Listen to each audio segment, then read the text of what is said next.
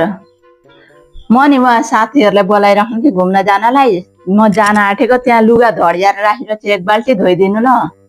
हो त अब त्यही काम बाँकी छ गर्दिन म त्यसै लाउँदिन नि त तपाईँलाई हो। म 200 रुपियाँ दिन्छु नि त धोइदिनु न। म तिमीलाई 400 रुपियाँ दिन्छु आफै धोर जाऊ। म 600 दिन्छु नि त त्यति धोइदिनु न हो। लु भनी गयो म तिमीलाई 800 रुपियाँ दिन्छु रुक्क धोर जाऊ। म 1000 दिन्छु लु धुनु त थपक्कन।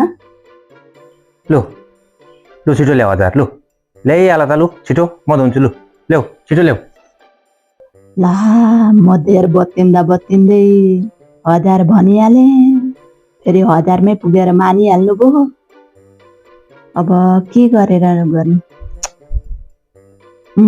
एउटा आइडिया।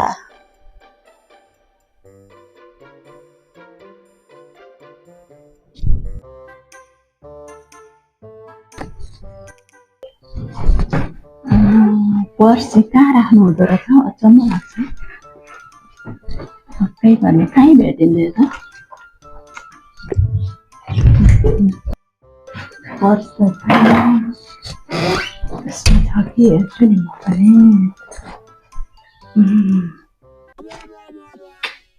पैसा त भेटेँ तर खोइ खोजेर पो हुन्छ। हेरौँ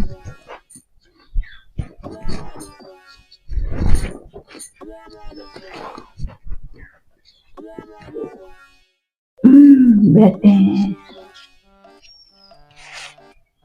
मलाई थाहा छ नि कसो गर्नुपर्छ भन्ने कुरा त।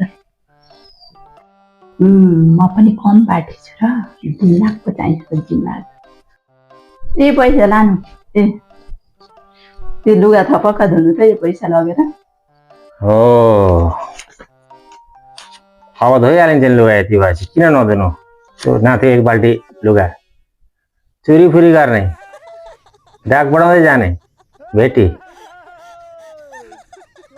दिमाग चाहिन्छ क्या दिमाग। अलिक धेरै दिन्थ्यो होला 2000 सम्म पुगेको भए हुने रहेछ।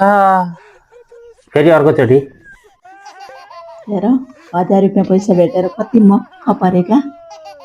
त्यो आफ्नै पैसा भनेर थाहा छैन बिचरालाई।